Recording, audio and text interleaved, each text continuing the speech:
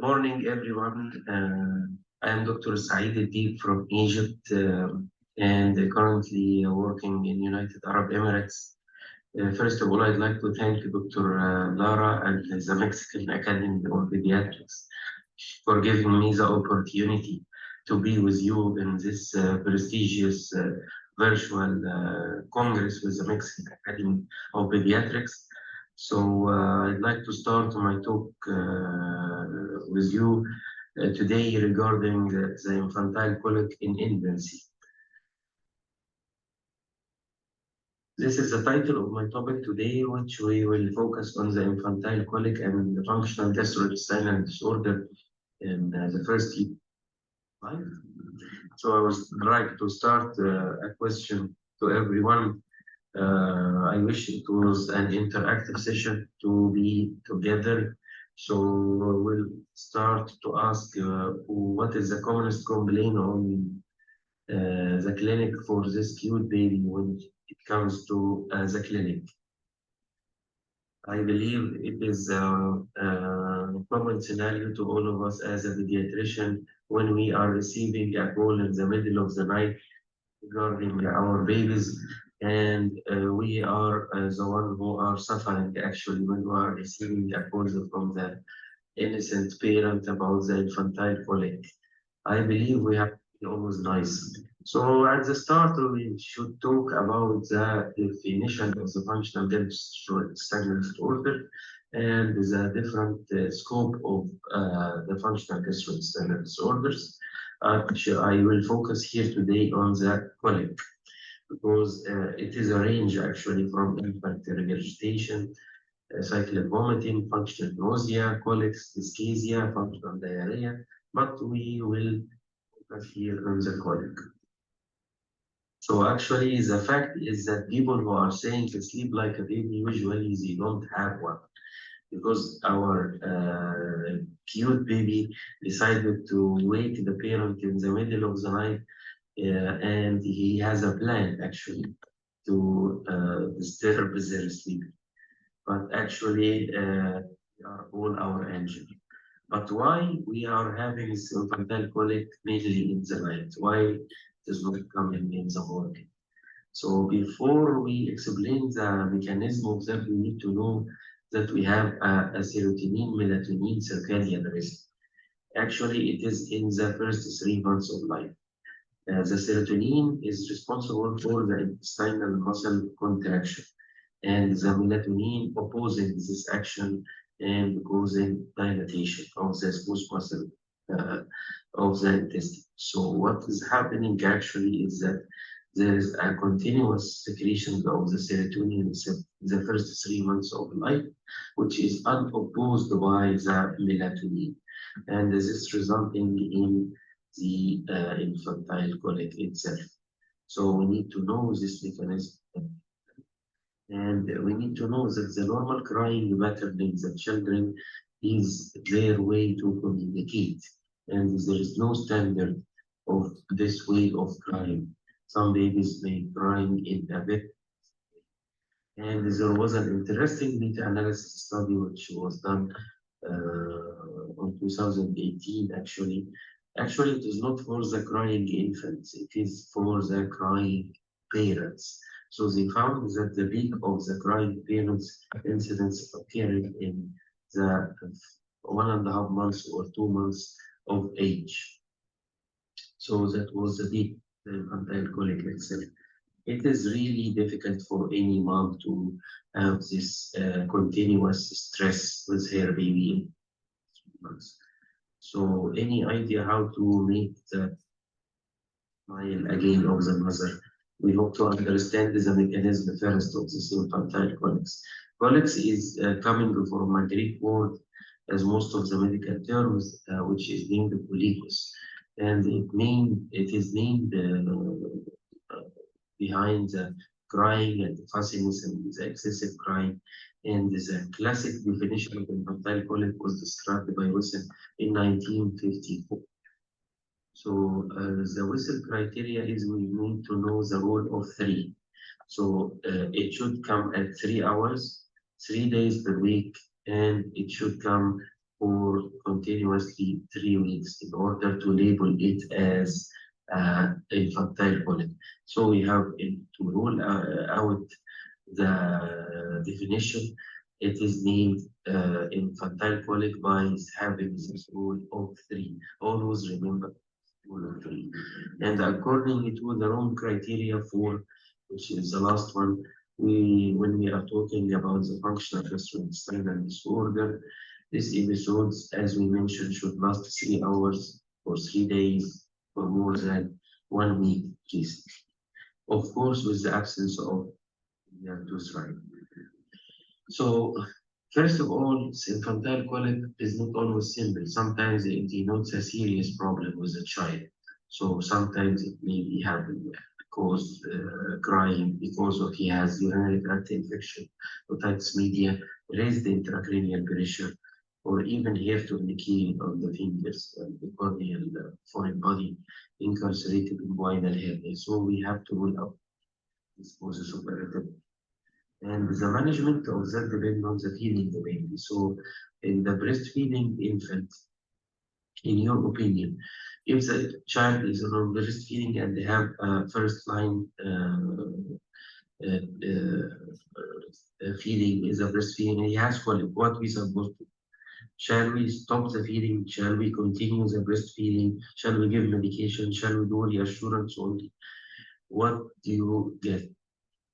And if the child is in formula feeding, what do you suggest that we can do if he is having infantile colic? Do we do nothing? Do we change the formula? Do we give it medications or do just reassurance? If you intervene medically with these infants, what medication you give? Dry water, simazicone, active drops, or you will give nothing? At the start, to understand what we're supposed to do, actually, we will give a presentation of a small child, 2 months old, born by C-section, 37 weeks. The birth weight is 3.1, exclusively on breastfeeding, and his normal temperature. And he is coming complaining of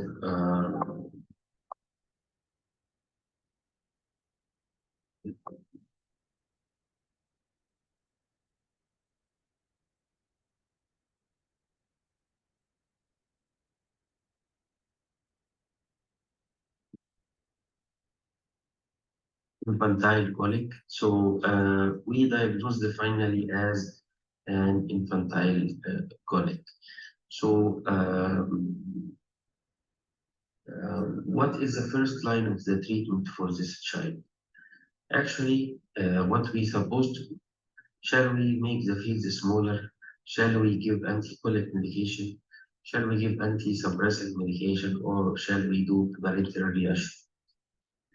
Based on the evidence and the management approach of these children, what we will do as a nutritional management as pharmacotherapy. First of all, we need to know what is the guideline saying regarding the management of such cases. So the guidelines mentioning that we need to do parenteral reassurance only, and this is the first line of management. And according to some of the Middle East expert group review, which were focusing on the analysis of the room foundation policy, we need to know that there is no insufficient evidence of giving any medication for such children, or even swaddling or cuddling will have no rules. Giving also some herbal medicines will have no rules in such children. The only method is the parenteral reassurance. Here we have to have an important questions. Shall the probiotics have any role in the infantile colic or the functional gastrointestinal disorder?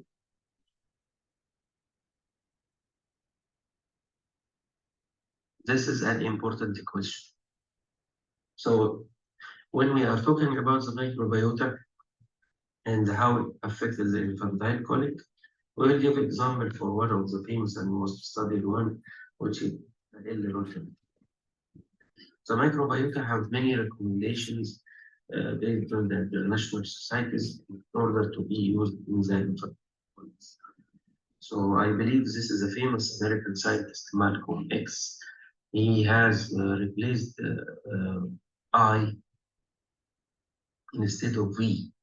So when I is replaced by we, even illness become wellness. It's a very important quote taken by Malcolm X. Means it is not a single person's opinion. It should be based on the evidence and based on a group of experts or group of studies or meta-analysis which give a final opinion regarding this. So that was the Middle East consensus, and the group of experts were talking about the management of the most common functional gastrointestinal disorder in infancy. This consensus was done by 16 experts in 10 different countries of the Middle East and some of the European countries in order to found a solution for this infantile colic. And the conclusion was that lactobacillus rotary strain DSM 1798380 can be considered to be the first line of the therapy for the children in 2 to 4 weeks for those infants who are suffering from infantile regurgitation. And also it has a role in the functional constipation. So in the absence of any alarming signs in the trial of formulas like augmented with lactobacillus rotary can be considered for 2 to 4 weeks in infant for the first 6 months of life if he is not on the breastfeed and has suffered functional constipation or infantile colic. For the infantile colic itself, which we are mainly focusing in, the addition of lactobacillus rotary can be considered in the infant with colics, and it is can be recommended in the first line with first 4 to 6 weeks of life. So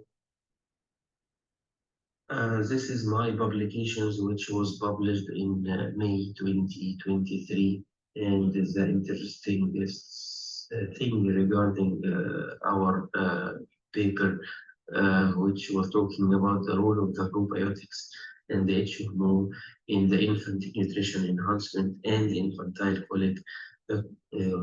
It was clearly notifying that the pre and the probiotics can have a role in the infantile colics and affect the progress of such condition in the children. So another question comes to every one of us daily in the clinic. Does the medication is effective in management of the colic? I believe the answer is yes or no. I wish it was an interactive session and have to take your opinions, but the guidelines saying that there is no rule for the pharmacotherapy, like the thiazide or proton pump inhibitors. It is not effective and can sometimes cause a serious side effect. And there is no mention of the pharmacological intervention according to criteria. This is Alexandria, which is my city in Egypt.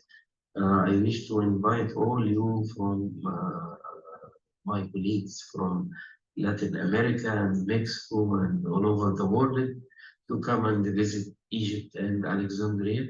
It will be a great opportunity. We are arranging also annual international pediatric conference in Egypt every year with high attendance number of colleagues from the Middle East mainly, and some of the international speakers. So I'm taking this opportunity to invite all of you to attend and see our lovely city in Egypt, Alexandria. So according to Rome 4, which is the following is not a diagnostic criteria of infantile colic. From this one, we need to focus on failure to thrive. As we mentioned, not every baby crying is an infantile colic. It can have a serious side effect. Here, we need to mention that we need to rule out the warning sign that it is not a simple infantile colic, because as we mentioned, the child may have GI bleeding, he may have failure to sigh, he may have incarcerated hernia, have any other problem. So some of the historical red flags is associated with this intractable crying in infancy. We have to rule out that the child is feverish or have paradoxical irritability, premature rupture of membrane, maternal drug use, poor feeding, or having bilious vomiting, suggestive of infantile colics in the womb, history of physical abuse, history of heterosis. So this need to be excluded. So after exclusion of these red flags, we can exclude also some serious diagnoses like meningismus, retinal hemorrhage, kidney retractions, and abnormal extremities. And blood stools, we can found a serious problem. So we were talking about the role of the microbiota and does it affect the infantile colics. There is a subgroup analysis of the probiotics, mainly the lactobacillus rotary, showed that there is a reduction of 44.226 minutes in daily crying with a random effect model, which was done in 2018, showing that with 95% confidence interval that it was in the favor of the probiotics. So this means that the L-rotary reduce the crying time in colicky infant more than medication. So the outcome of that comparative study between the L-rotary and the simethicone in order to show the effect of the then on the infantile colic was showing significant differences between both groups when we are talking about the reduction of the infantile colic time. As we can see, the responses, there is a decrease of the daily average crying time of 50%. And you can see here by the numbers between 0 day, 1 day, 7 day, 14 day, 21 day, 28 days. And it was really significant, especially at the end of the last month of probiotics. I'm almost done with my quick and short presentation about the infantile colic. And here I have a conclusion. And the conclusion is that if functional gastrointestinal disorder is prevalent in infant 0 to 12 months, and the first line of the treatment of the parental education and reassurance, nutritional management of functional gastrointestinal disorder is safer and more effective than the use of the pharmacological interventions. And the evidence-based international regional guidelines support the use of the probiotics in infantile colics. And this is the conclusion about the addition of the L-rotary to the infant formula can be considered for infant with colics. And then the absence of the alarming signs, the trial of formulas with L-rotary might be recommended as a first line of treatment in the 4 to 6 weeks. And the breastfeeding infant which having colics can continue to receive breastfeeding definitely, and we can add L-rotary as a drops. It is highly recommended. And there is no evidence to use lactose avoidance or restriction in infantile colics. So I'm almost.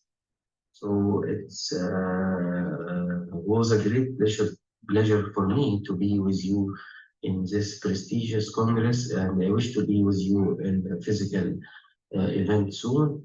And my last message is that to keep always smiling. Smile sometimes it won't add years to your life, but it will add life to your years. Thank you so much for your invitation. and I'm happy to have any questions, even live or through the email. And thank you so much.